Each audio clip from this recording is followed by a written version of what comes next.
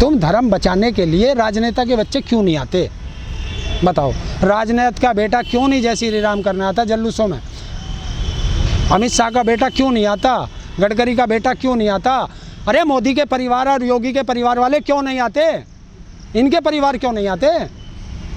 क्या धर्म बचाने का ठेका हमने लिया? बताओ ना आप, ये सवाल करो जब भी कोई तुम्हें बीजेपी वाला मिले। मैं तो देश की जनता से कहता हूँ कि आप अपने बच्चों को मत भेजो ऐसी जगह।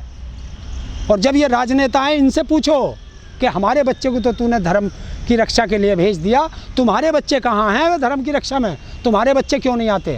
अधिकारियों से पूछो। हाथ पैर दबाने से, फूल बरसाने से किसी को रोज़गार मिलेगा क्या? जब तक रोज़गार नहीं मिलेगा, आपके पेट की आग नहीं बुझेगी। और जिस तरीके से ये बेरोज़गारी बढ़ती जा रही है, ये बेरोज़गारी क्राइम को जन्म दे रही है। लेकिन आस्था तो मजबूत कर रहे हैं सर। आस्था से पेट नहीं भरता, धर्म को मजबूत कर रहे हैं। कहाँ धर्म को मजबूत कर दिया? कौन सा धर्म मजबूत हो गया भाई? जब आदमी के ऊपर आदमी मूतेगा, अपनी दबंगाई दिखाएगा, सत्ता का नशा दिखाएगा और धमक दिखाएगा, तो ऐसे ही होगा। क्या किया उसके साथ? आप देख रहे हैं कितनी खुले आराम से वो भगवा गमछा बांध के मुंह पे कितने आराम से टहलता हुआ थाने के अंदर गया। कैसा पुलिस वाले उसकी पीठ थपथपा रहे हैं, देखा आप लोगों ने? तो जब तुम अपराधियों की पीठ थपथपाओगे तो फिर अपराधियों के हौसले कितने बुलंद होंगे। लेकिन लोग कहते हैं कि ब्राह्मण तो ब्रह्मा के मुख से पैदा हुए हैं, अब जो ब्राह्मण संस्कारी होते हैं। लेकिन शुक्ला ने जो काम किया है, लोग इसको अब जो ब्राह्मणों को निशाने पे ले रहे हैं। देखिए, अपराधी की कोई जाति नहीं होती, और जो अपराधी की जाति खोजता है वो बेकार लोग है। अपराधी को अपराधी की तरह ट्रीट करके उसको सज़ा इतनी गहरी दी जाए कि समाज में एक नज़ीर बने। वो स्टेचर पे आना चाहिए था। जब पुलिस वाले लेके आए थे तो वो स्टेचर पे आना चाहिए था। जो स्टेचर पे आना चाहिए था वो धमक से थाने के अंदर जा रहा है। तो ये वहाँ की कानून व्यवस्था पर सवालिया निशान खड़ा करता है। लेकिन जो मोदी सरकार बड़े बड़े नारे देती है कि हम जो देश को विश्व गुरु बनाएंगे, और आदिवासियों पे जो पेशाब किया जा रहा है, तो ये विश्व गुरु तो बन रहा है। आप देख नहीं रहे? कहीं बच्चियों के साथ रेप हो रहा है, कई लोगों पर मूत्र विसर्जन हो रहा है, कहीं नंगे करके पिटाई हो रही है, कहीं थूक चटवाया जा रहा है बिहार में, कहीं थूक चटाया जा रहा है, कहीं कुछ करा जा रहा, कुछ मल खिलाया जा रहा।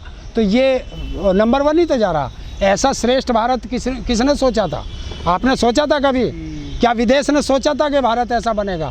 तो इसीलिए तो भारत विश्व गुरु है। लेकिन और विश्व गुरु इसलिए है कि भारत के अंदर जिस देश का प्रधानमंत्री अपनी देश की जनता को छोड़ करके विदेशों पर विश्वास करता हो, तो उस देश का प्रधानमंत्री कभी जनता का हो नहीं सकता। देखते नहीं, आसाराम के चरणों में या राम रहीम के चरणों में या और बाबाओं के चरणों में सारे नेता पड़े रहते हैं। देखे नहीं? एक नेता ऐसा बता दे बीजेपी का जो आसाराम के चरणों में ना लौटा हो। एक नेता ऐसा बता दे जो राम रहीम के चरणों में ना लौटा हो। बापू बताते थे, भगवान बताते, ये मोदी बताता था।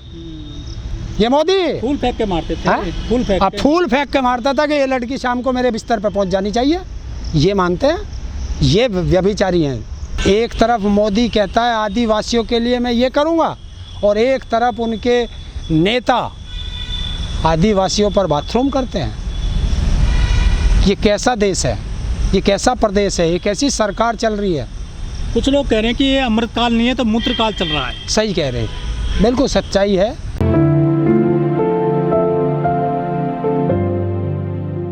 ये मूत्रकाल है या अमृतकाल है? भाई ये तो अब आप ही सोच लो। जो हिंदू बन रहे हैं, वो जो हिंदू के ठेकेदार हैं वो देखेंगे इसको। देखिए, इन्होंने कहा था कि मोदी है तो मुमकिन है, तो ये मोदी है तो मुमकिन है। 20 साल से सरकार है वहाँ, क्या किया इन लोगों ने? लेकिन ये जो कहते हैं कि संस्कारी होते हैं ब्राह्मण, तो वैसा जो कृत्य कर रहा है। देखिए, अब ये समाज है, कौन क्या कहने लगे। अगर ब्राह्मण संस्कारी हैं तो सारे गैर संस्कारी हैं, बाकी सब जातियां गैर संस्कारी हैं।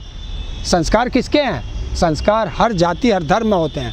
लेकिन ये लोग क्या करते हैं कि हर व्यक्ति अपने आप को श्रेष्ठ बताने की कोशिश करता है। श्रेष्ठ स्वयं नहीं होता, श्रेष्ठ वो होता है जिसे समाज के लोग, बाहर दूसरे लोग, दूसरे समाज के लोग श्रेष्ठ कहें, वो श्रेष्ठ होता है। अगर मैं अपने आप को श्रेष्ठ कहूँ तो मेरे से बड़ा मूर्ख कोई नहीं है।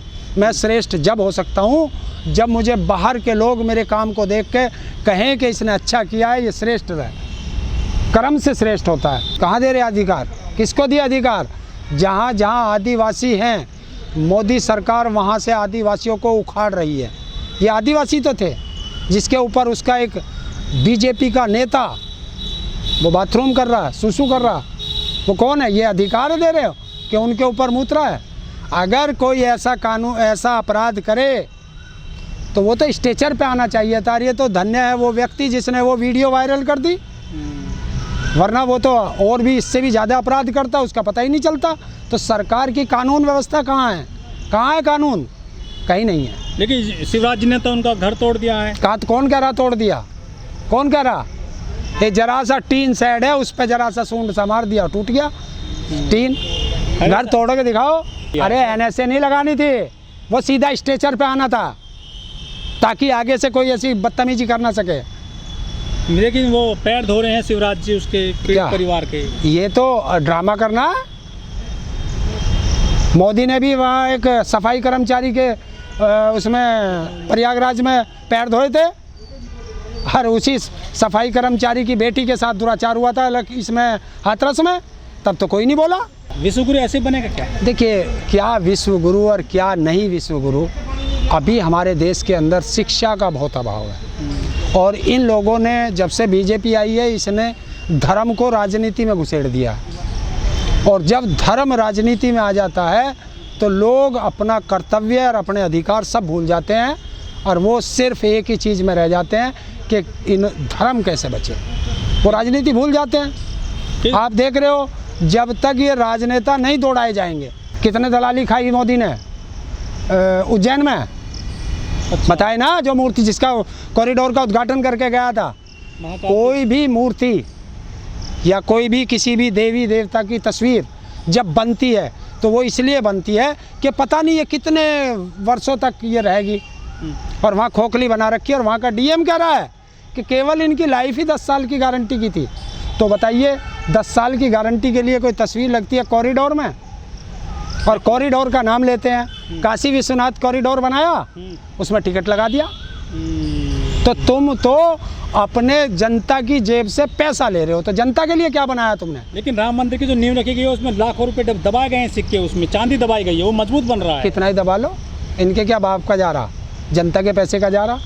और जो जनता राम मंदिर पे इतना आस्था है, सबकी है, मेरी भी है, आपकी भी है, लेकिन उस राम मंदिर को मैं किसको, SC ST OBC को, किसी को उसमें जो है पुजारी बनाया जाएगा?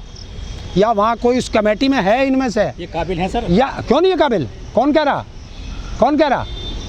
वेदों का ज्ञान नहीं इनको। किसको नहीं है?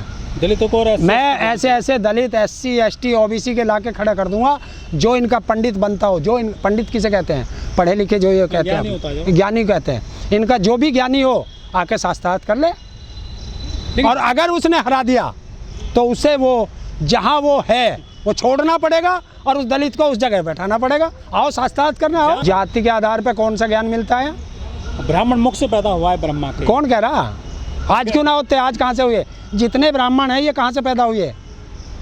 वो ग्रंथ कहते हैं मुख से पैदा हुए। अरे मैं कह रहा हूँ कहाँ से पैदा होते हैं। अगर मैं पहले मुख से पैदा हुआ तो आज मेरा परिवार मुख से पैदा क्यों नहीं हो रहा? बताओ ना। ये सब बेवकूफ़ है, अंधविश्वास फैला रखा है इस देश के अंदर। देखिए, रोटी मैं भी मुंह से खाता हूँ, एक कूड़ा बीनने वाला भी मुंह से रोटी खाता है, और इस देश का प्रधानमंत्री भी मुंह से रोटी खाता है, और अज्ञानी भी मुंह से रोटी खाता है। और जो पागल है, जिसको संसार में कुछ पता नहीं है, जिसके शरीर पे कपड़ा नहीं है, पता नहीं है उसे दिन दुनिया का, अगर उसे भी जब कभी भूख लगेगी और तुमने कुछ दे दिया, कुछ खाने का उसका मन करेगा तो वो मुंह से ही खाएगा। तो कैसे? इतना ज्ञान तो सब रखते हैं। ये इन्होंने देश को अज्ञानी बना दिया, मूर्ख बना दिया, और पाखंडवाद में धकेल दिया। इससे देश को बचाना है। लेकिन धीरेन्द्र शास्त्री तो बड़ा जो है काम कर रहे हैं समाज के लिए, देश के लिए। क्या कथाएं कर रहे हैं? वो हनुमत कथा कर रहे हैं, दिल्ली में आज कथा चल रही है। तो कथा से क्या हो रहा भाई? ज्ञान मिलता है लोगों को, रोजगार मिला किसी को? मिलेगा रोजगार? धर्म तो मजबूत कर रहे हैं वो। काहे का धर्म मजबूत कर रहे हैं? धर्म का देखिए, फिर बार बार धर्म मजबूत, सनातन देखिए कोई सा भी धर्म हो, कोई धर्म हो, हिंदू हो, मुस्लिम हो, सिख हो, ईसाई हो, बौद्ध हो, पारसी हो, कोई धर्म कमज़ोर नहीं है।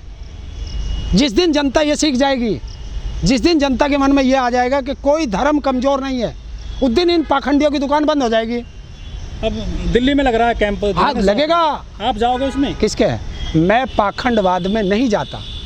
उस पाखंडवाद को मेरे सामने ले आना जिस दिन चाहे, अगर वो मेरे सवालों का जवाब दे दे तो बता दियो, वो बहुत पर्ची लिखा है, ले आओ मेरे सामने, बैठा दो। अब तो नज़दीक है आपके, जा सकते मैं क्यों जाऊँ? जरूरत मुझे है उसे।